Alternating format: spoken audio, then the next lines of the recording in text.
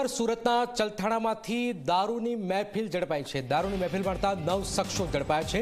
ચલથાણામાં farm હાઉસમાં માણતા હતા દારૂની મહેફિલ। ભાવનગર, અમરેલી અને સુરતથી શખ્સો આવ્યા। 9 શખ્સોને ઝડપી પાડીને પોલીસે સમગ્ર મામલે તપાસ પણ હાથ ધરી છે। દારૂની મહેફિલ પકડાઈ છે। ચલથાણામાં ફાર્મ હાઉસમાં જ દારૂની મહેફિલ માણતા 9 શખ્સોને ઝડપી લેવાયા છે। ભાવનગર, અમરેલી અને સુરતથી આ શખ્સો આવ્યા હતા। કે ચલથાણ મરઘા ફાર્મ ખાતે આવેલ એક ફાર્મ હાઉસમાં કેટલાક ઇસમો બહારથી